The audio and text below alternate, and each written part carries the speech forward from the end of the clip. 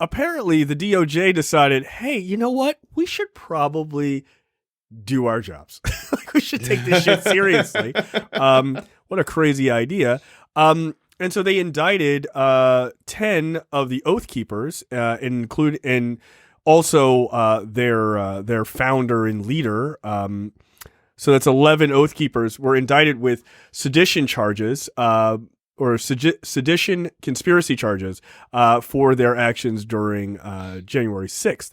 It's kind of a big deal. As this article points out, they really, like, the Justice Department basically escalated significantly, right? Because the rest of these charges have been like, like basically like conspiracy to like interrupt government, happenings, right? Like, okay, that's like, that doesn't sound that bad, right?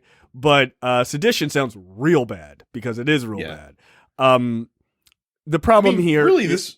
Go ahead. Oh, sorry. Go ahead.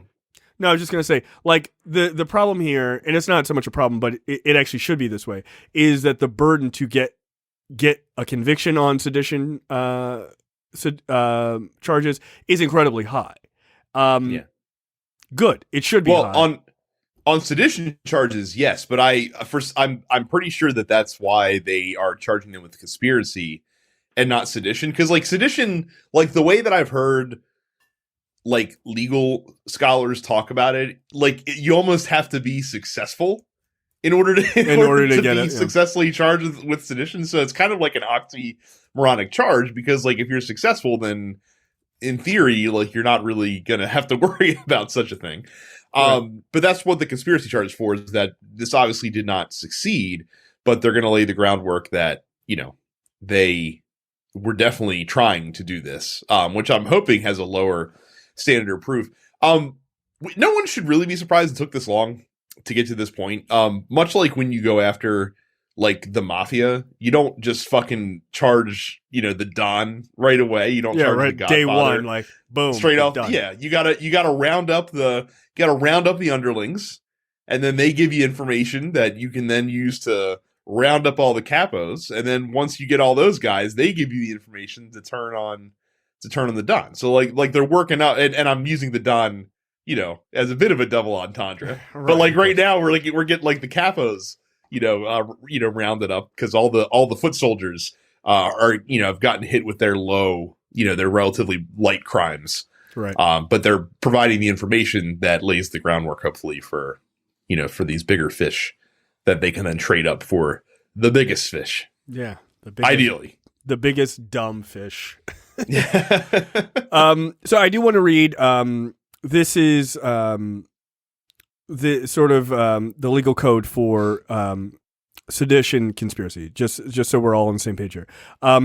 Quote, if two or more persons in any state or territory or in any place subject to the jurisdiction of the United States conspire to overthrow, put down, or destroy by force the government of the United States, or to levy war against them, or to oppose by force the authority thereof, or by force to prevent, hinder, or delay the execution of any law in the United States, that's important, or by force to seize, take, or possess any property of the United States contrary to the authority thereof, they shall each be fined under the title of imprisonment, not more than 20 years or both.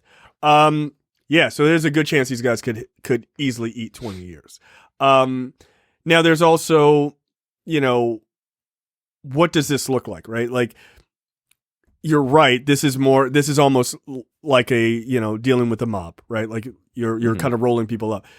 Do you give these guys a chance to roll up and be like, maybe we give you 10 instead of 20 years? Or do you go, nah, fuck these guys and hit these guys with 20 then you hit everybody going up?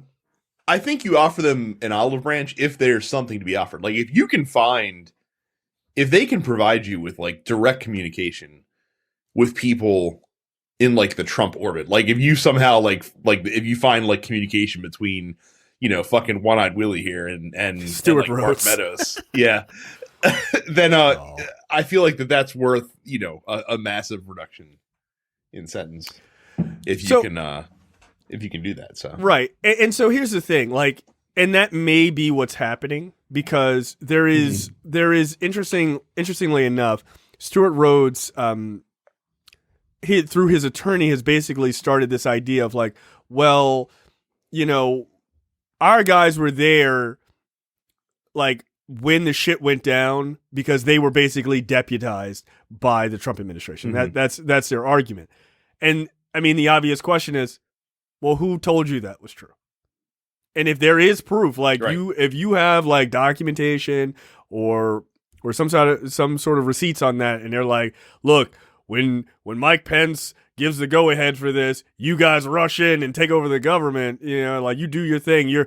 It's okay by Trump or whatever.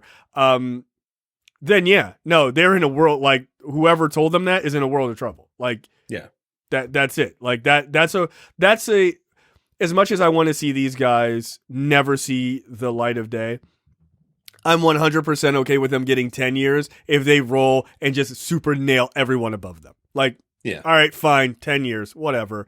But if they can't, throw the book at these guys. Throw the book at them.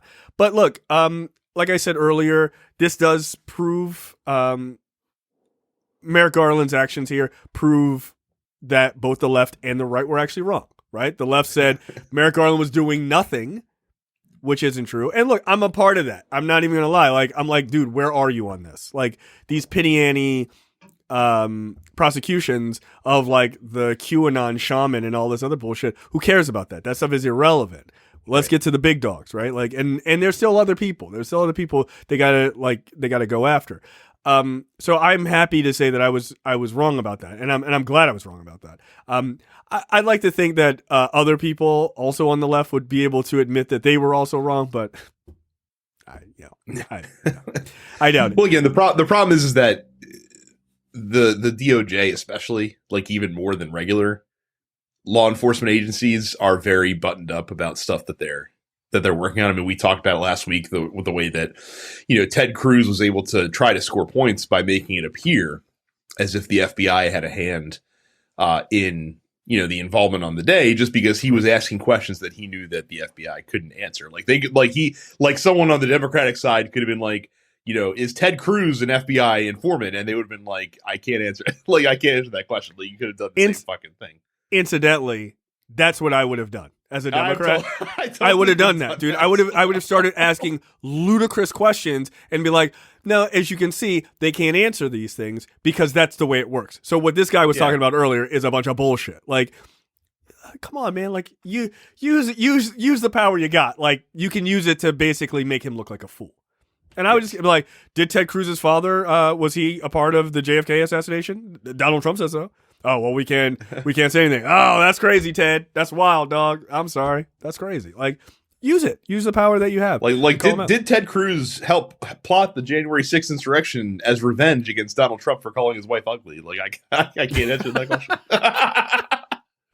I cannot answer that. I'm sorry. That's a good question, Representative Eric Swalwell. Like, that's a very good question. Then he would have had to go back on Tucker Carlson like the next night and like, my wife is ugly. What can I say? Like, I'm sorry. Please forgive me. I mean, let's just say I didn't marry her for her looks, Tucker. And then Tucker Carlson would have ended the clip with, I just don't believe you. I just don't believe you. Okay, that's the end of the free portion for this week's episode of Look Forward. Make sure you go to lookforwardshow.com/premium. Sign up for premium content. It's only $5 a month or $50 for the full year.